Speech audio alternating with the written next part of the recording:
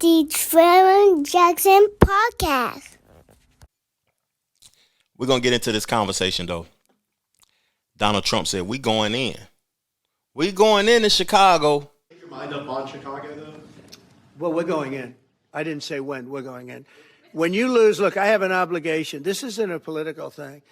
I have an obligation. When we lose, when 20 people are killed over the last 2.5 weeks and 75 are shot with bullets. So let me tell you a little story about a place called D.C., District of Columbia, right here where we are. It's now a safe zone. If the governor of Illinois would call me up, I would love to do it. Now, we're going to do it anyway. We have the right to do it because I have an obligation to protect this country. And that includes Baltimore. I saw where Governor Moore was asking me to take a walk down the street of Baltimore. Well, Baltimore is a very unsafe place. It's rated number 4 in the city, one of the most unsafe places anywhere in the world. But, you know, we took care. This was a beautiful thing that happened in Washington because we showed that it could be done. You know, this whole situation of him using the National Guard to go into metropolitan cities, to go into what people would say is blue cities, democratic cities, is interesting. Because when I think about Los Angeles, when I think about D.C., Atlanta, when I think about New York City, and I think about the unnecessary crime that's going on and how the Democratic Party has rocked people to sleep, basically saying that everything is okay, we'll fix it. But they prioritizing people that's not originally from this country.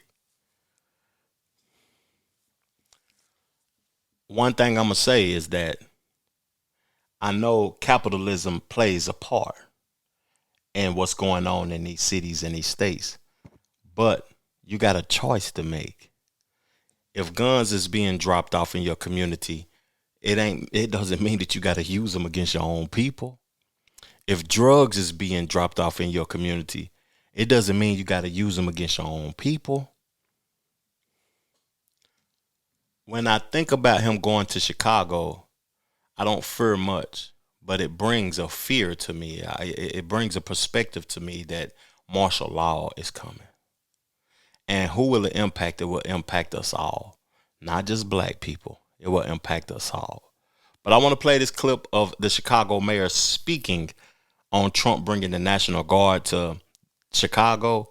And I'm going to give my final take on this conversation because I find this very, very important to the average American taxpayer, worker, citizen, person who abides by the laws in this country. First, I'm going to bring up the son of a preacher and the son of a union worker, Mayor of the city of Chicago, Brandon Johnson.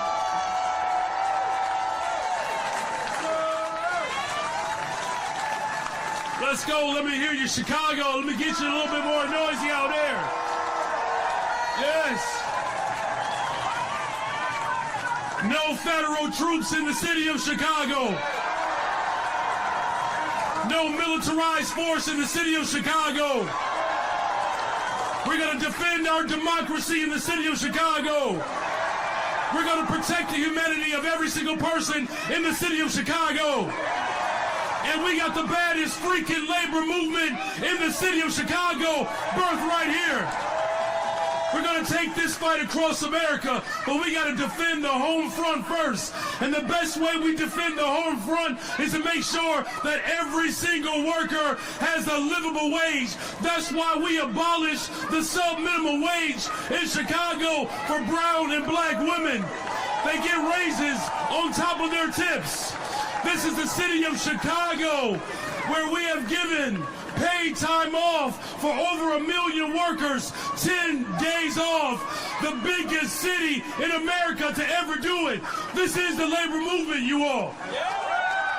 On pace to build more affordable units, a teacher's contract that protects black women, a teacher's contract that protects the LGBTQIA community, the teacher contract that protects immigrants. This is the greatest freaking city in the world. We're Chi-Town. Now look, there are some people that have doubts in the labor movement. There are some people who believe that we don't have the power to beat authoritarianism. But I'm also a history teacher as well. We have stood up for the interests of workers before, and we will do it again. And no matter what comes from the White House, Chicago will always be a labor town. Are you with me, Chicago? Now finally, we have seen this president shift the largest concentration of wealth into the hands of the few. Justice Brandeis made it very clear. He said we can either have a democracy or we can have wealth in the hands of the concentrated few. But he says we cannot have both. Are you prepared to defend this land that was built by slaves, a land that was built by indigenous people, a land that is built by workers? Are you prepared to defend this land? The people united will always prevail. I need you all to stand firm, to stand strong. If this president decides to continue to break this Constitution, it's going to be the labor movement that stitches it back together. The labor movement that brings black folks, white folks, Asians, it brings brown folks together. This is the city that said keep hope alive. The city that birthed yes we can. And the city that will defend this country. God bless you. I had to stop it. You know,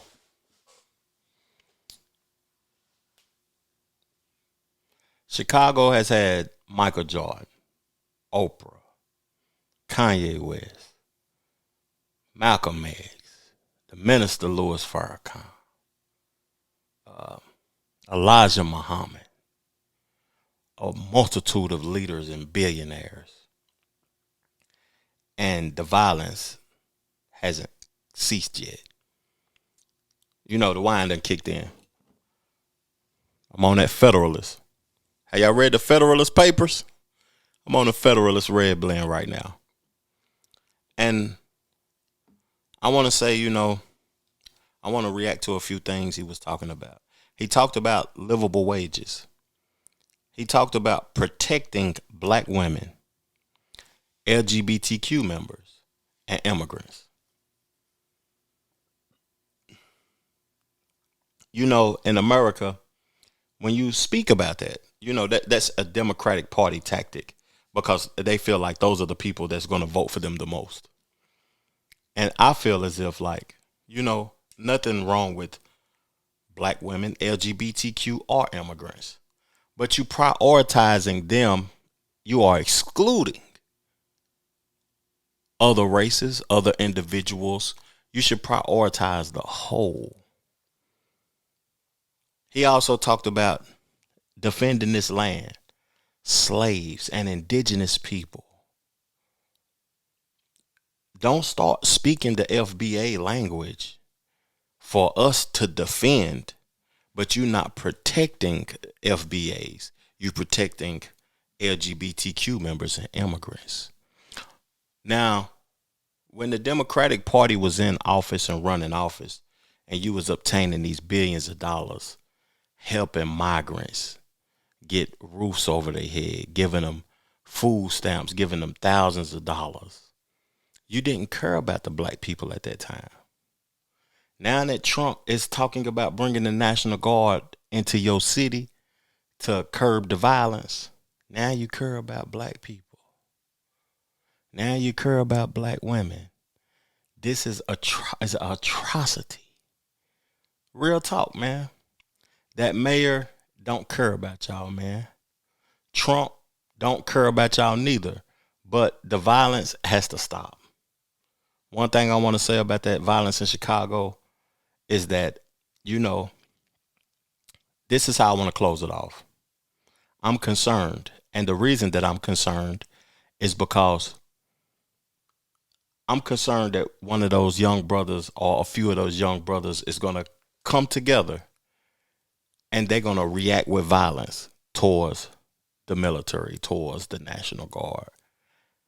And I seen the what's his name, Rondo number 9, when he had the rocket in Chicago.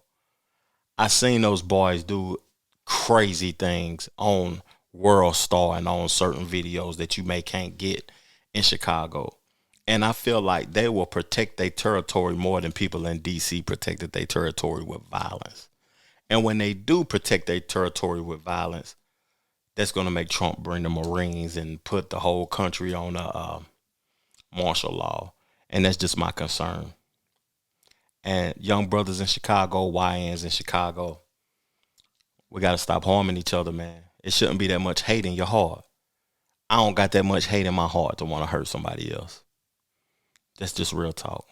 The Trevor Jackson Podcast.